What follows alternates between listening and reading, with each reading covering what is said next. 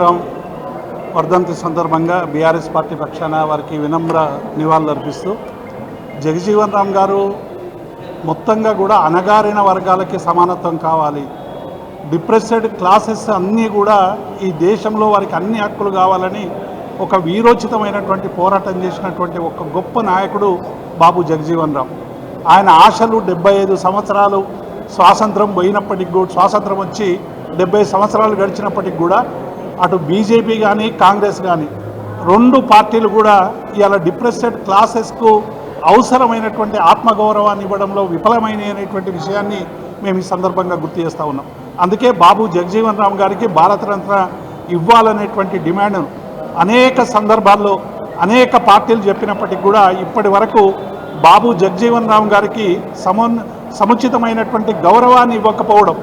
Depressed classes పట్ల రూలర్స్కు ఉన్నటువంటి మరి ఒక అవగాహన అనేటువంటి విషయాన్ని కూడా మేము ఈ సందర్భంగా గుర్తు చేస్తూ ఉన్నాం. బాబు జగజీవన్ రామ్ ఆయన ఆశించినటువంటి, ఎందుకంటే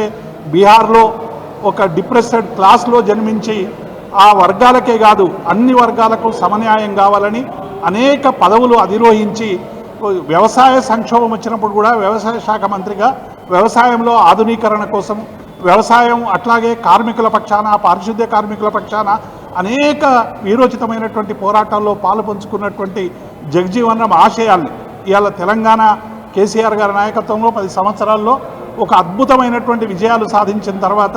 ఇవాళ అన్ని వర్గాలకు సామాజిక న్యాయం ఇస్తామన్నటువంటి రెండు పార్టీలు కూడా ఇవాళ సామాజిక న్యాయాన్ని బొందబెట్టేటువంటి రీతిలో వాళ్ళ ఆచరణ కనబడతా ఉన్నది. దీనికి వ్యతిరేకంగా బాబు జగజీవన్ రామ్ స్ఫూర్తితో ఇవాళ సబ్బండ వర్గాలు అన్ని వర్గాలకి సముచిత న్యాయం దక్కేదాకా